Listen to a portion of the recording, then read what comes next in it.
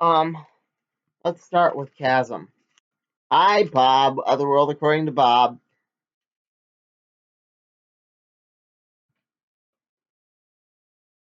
And all that.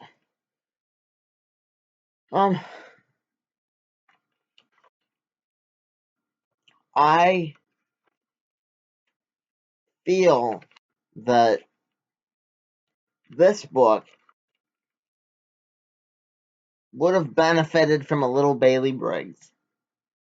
Spoilers, well, I guess it's not spoilers, because no one but me on YouTube wanted in Chasm number 4 there to be Bailey Briggs to remind Ben Riley of who he used to be. But Bailey does not show up for this. I wanted him to remind him because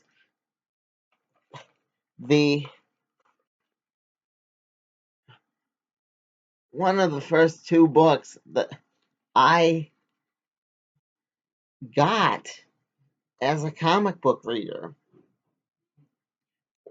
when my mom and dad, or mom and stepdad, went on their honeymoon. Well, not their honeymoon. They went to a ski lodge somewhere, right?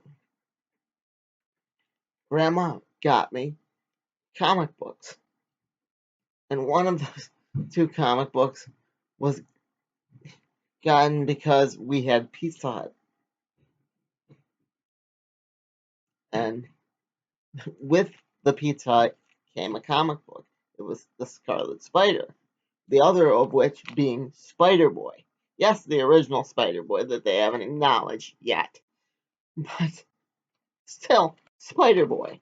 So, for me, it would not only be that wonderful 6-year-old kid. I know Bailey's 10, but they could have had him. They've written them so varying in age before. Telling Ben Riley, Mr. Riley, you used to be wonderful. I mean, all these grown-ups, all these people that I think are a little older than me,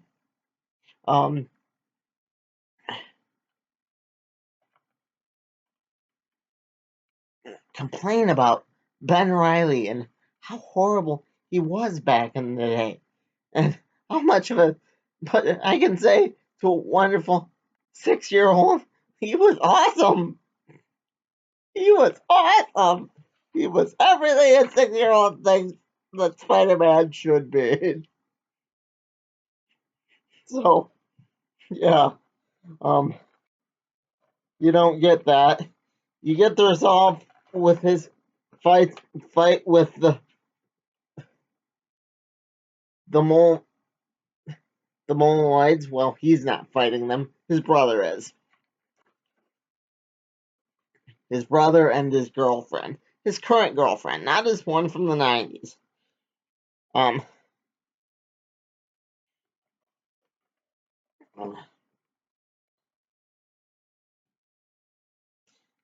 So he finds the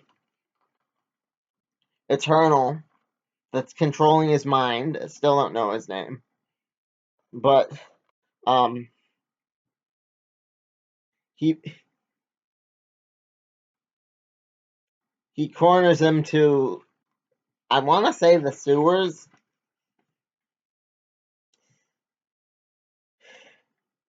And by that point, his brother Kane, Ben's brother, has found him too.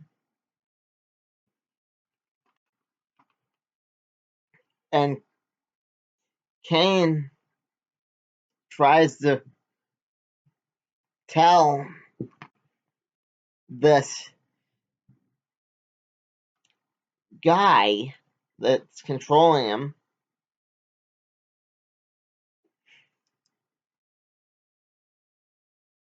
you better stop that, or he'd find a way needless to say, Ben and Kane fight. Ben kicks the crap out of Kane because as he would. Because Ben's always been the more powerful one of the clones.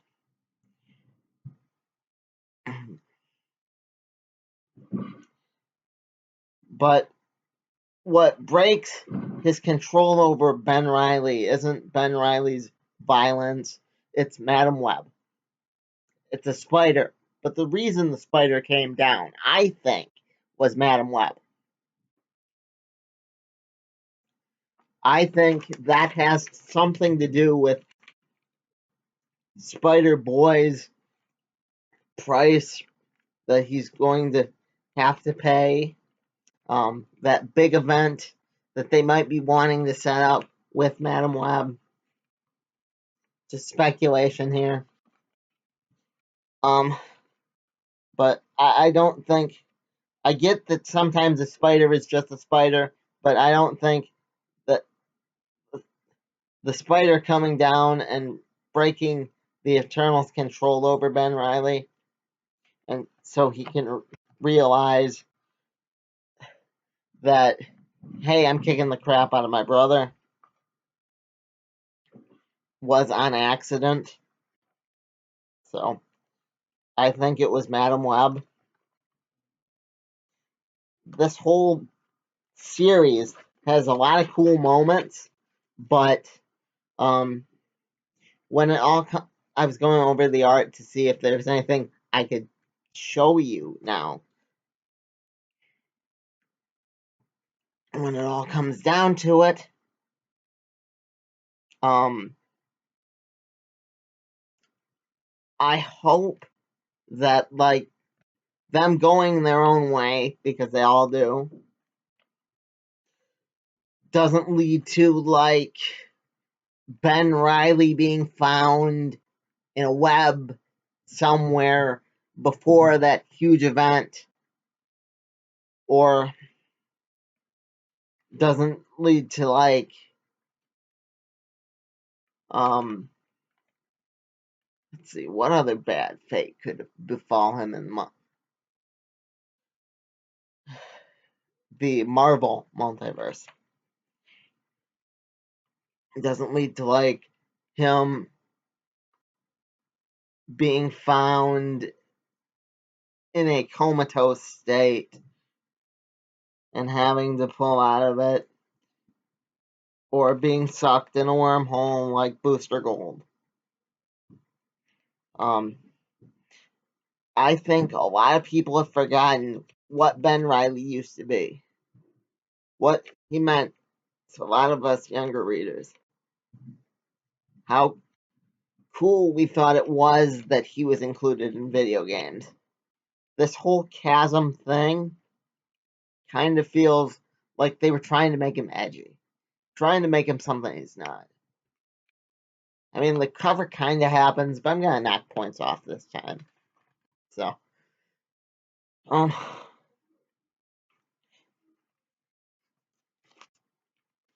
okay. Speaking of worlds that I, speaking of worlds that I would like Booster Gold to show up, and I'd rather have him show up in this than my other DC book in the pile.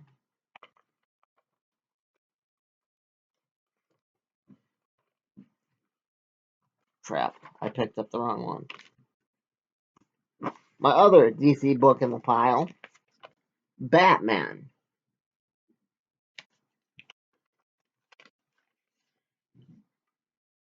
All Access.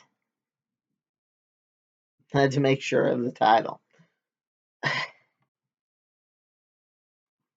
But we'll get to that. For now, let's talk about Milestone. Ben Reilly gets a 3 out of 5, by the way. Chasm gets a 3 out of 5. But we all know it's Ben Reilly. He never stopped being Ben Reilly. So if that book appeals to you in any way, from what I've said, them going their own way. Feel free to pick it up. But Milestone was the best book of the week so far. I have one more book to read, and I think it will have to jump through some serious hoops to beat this. The only downside to this is it wasn't too dark. It wasn't like the two other books I have today. Sorry. Three other books. The other books I have today.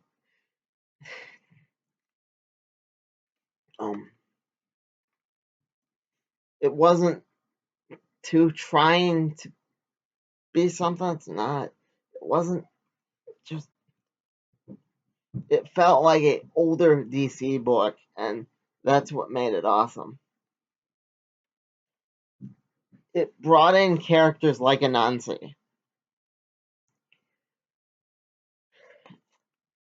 The only thing I would change is, or make better, is make it clear that he remembers the events of the Milestone 30th anniversary issue. Dharma shows up at the end, but like they didn't make it clear that he shows up at the end and he sees all realities. You know, they didn't make it clear that he could see the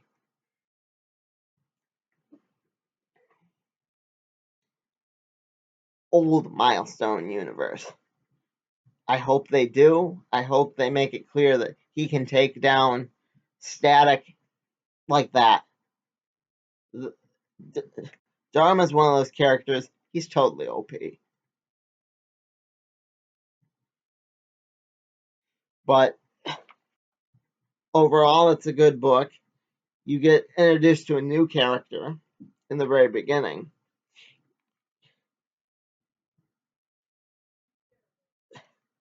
That I connect it with the 30th anniversary issue. And I'd also make it clear that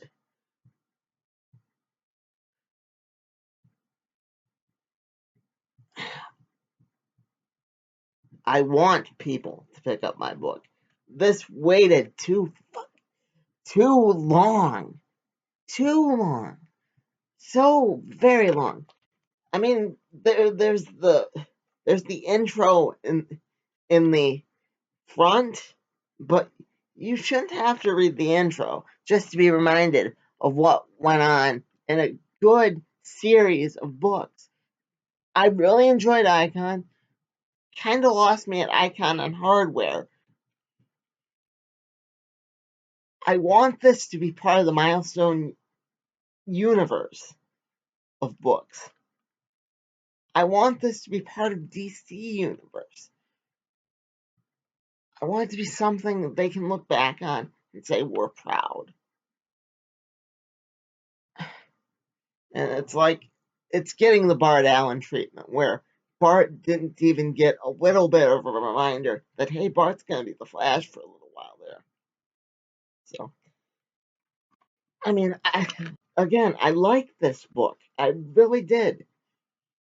You got to see Rocket. You got to see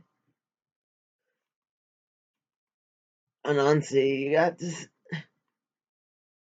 You got to see them assemble the Shadow Cabinet, which only consists of Rocket right now. But yeah, and Iron Butterfly and Anansi. Um, you got to see that she's living with hardware,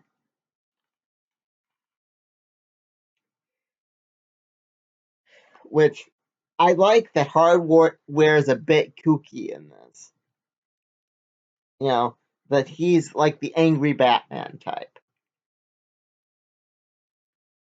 I like that it didn't resort to darkness. Um, I cannot stress that enough. Unlike the other two, um, I give it a 4.25. Not a perfect book because like they didn't make it entirely clear.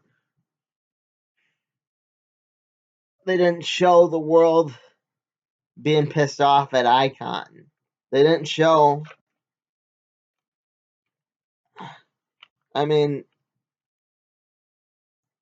I don't want to give too much of the book away, but it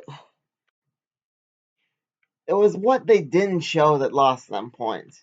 And for the stuff they did, it's because they showed all that stuff, because they showed all that promise, because they showed what a horrible person Angel Alva is, the new character.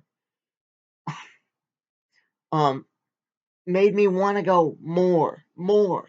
It's like when you get a good meal, you don't want to stop eating. And if I had the faith this wasn't gonna come out like with a huge weight in between it, I wouldn't even be knocking points off at all. So, um, yeah, it will be interesting to see if they reference any other continuity going into this. I'm still gonna do the Shadow Cabinet, can um connecting video, the the Shadow Cabinet 101, where I review this and all the other series. So don't let me down, DC. But yeah, at least they didn't keep a character alive just to make her blind and make one of the most respected characters that is an ally typically into a thug.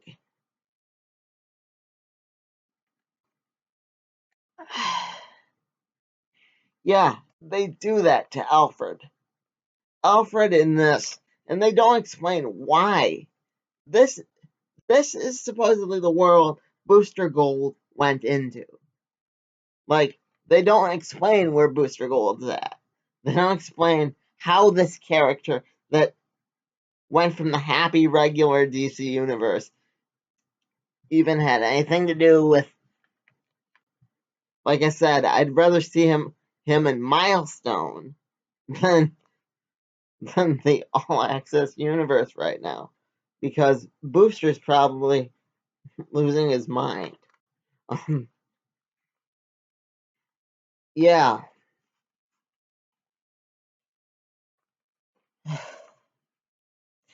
they keep his mother alive, Batman's, but she's blind and like you don't see much of her, and it's like still sad, which to me that would be a happy thing, you know. They don't say what changed it like they did with the Flashpoint universe, where they said that it was changed by Professor Zune. But overall, I can say about book one,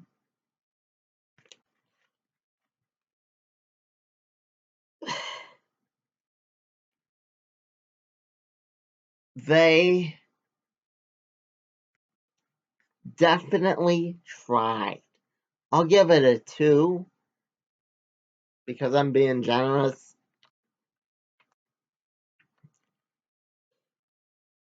But yeah, I hear Wonder Woman's really good. I hope it's better than this.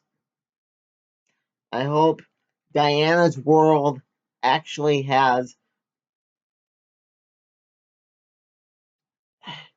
a reason for her magical mythical creatures to be doling around in this copy of the Image universe. Everybody thinks this is so great, but that's only because they're not reading Milestone. Milestone is classic DC. This, to me, felt like they were trying to copy the Image universe.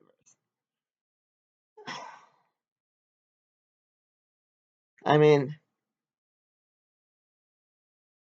like I said, it felt like Batman and Alfred are not allies in this.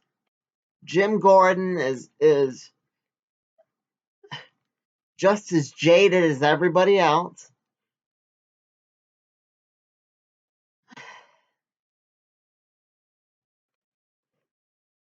Um, they flash back to a shooting at the zoo.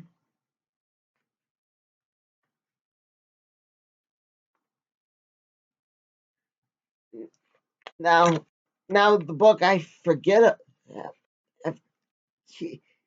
I keep forgetting about in this review. Book 2.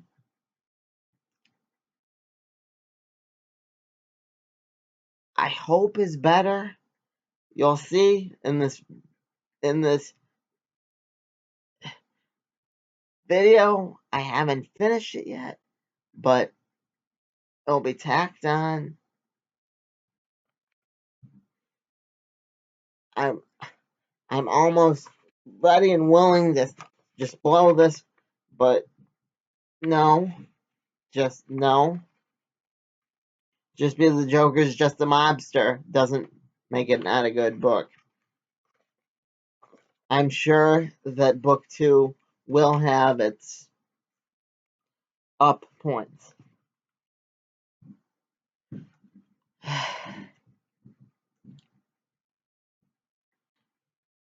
But overall, right now, best book of the week, Milestone.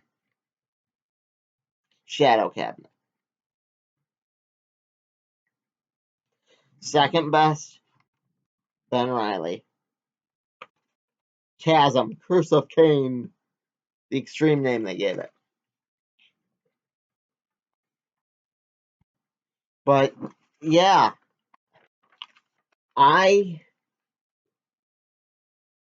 as for this Batman book, I got it because a friend of mine told me, oh, you should do it on your show. You should do it. And I don't know if that friend gets why I read Batman. I read Batman to escape. I read Batman because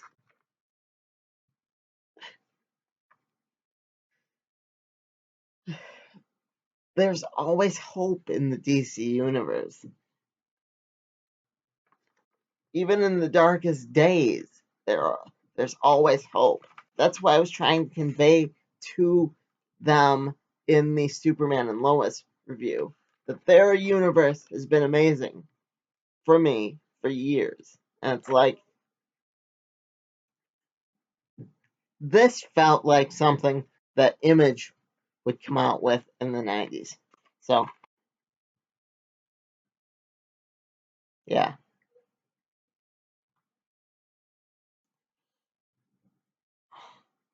Let's see if book 2 is any better.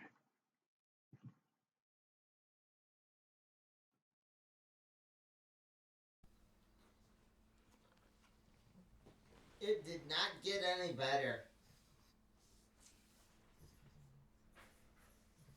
Although I did enjoy the poker scene in this, I really genuinely did. That might have just been me. The fact that he's friends with all the villains kind of struck me as weird in the first one.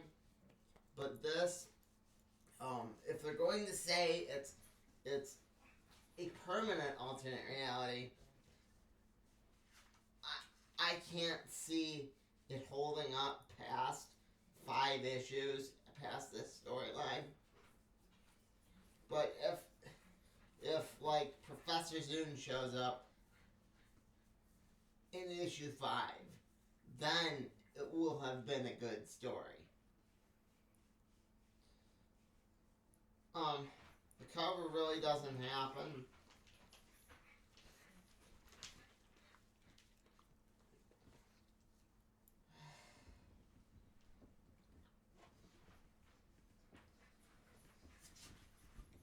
But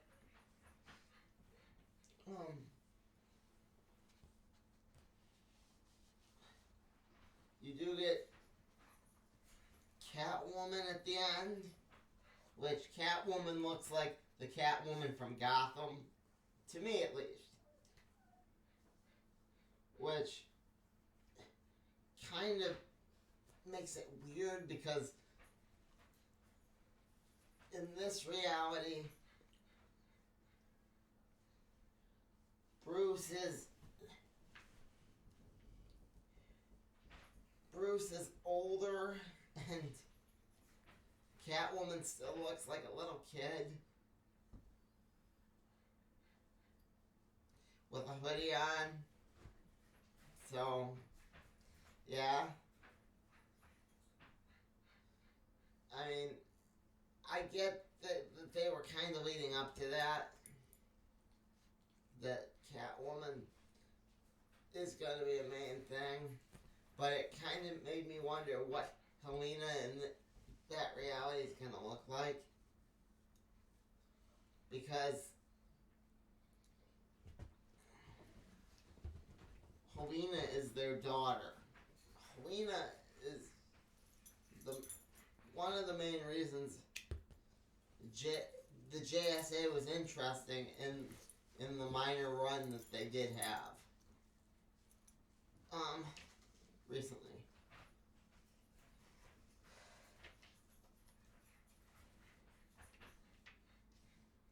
I had forgotten that James Gordon is currently the mayor because the other book didn't lean into that hard enough. I just assumed it was regular Commissioner Gordon with an African American Barbara Gordon as his daughter, which is fine.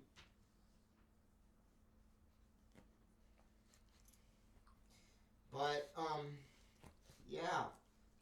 I had totally forgotten that until you find it out again thanks to him being in the hospital with Bruce's mom, which survived, which is weird in itself. Which I'm kind of curious to see what they do with it. But I seriously don't think I'll be picking it up past these 5 issues. I think that's going to be it for me. I think it's not even the best all-access book. Like I said in the main review, it felt like it was picked.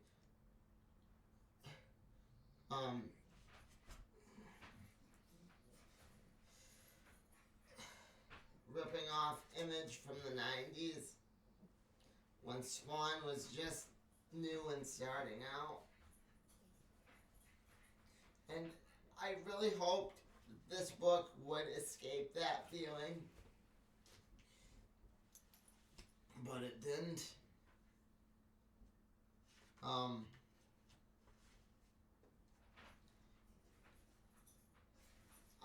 give the book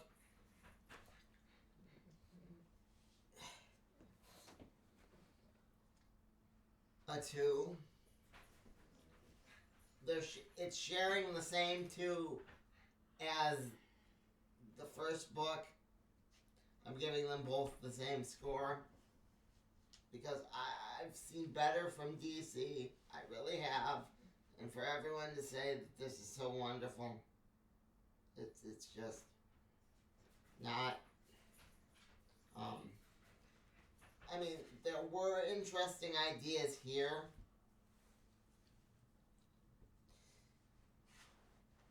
But a lot of the interesting ideas didn't pay off within these first two issues. It felt like it was a very flashpointy idea. Like I said, the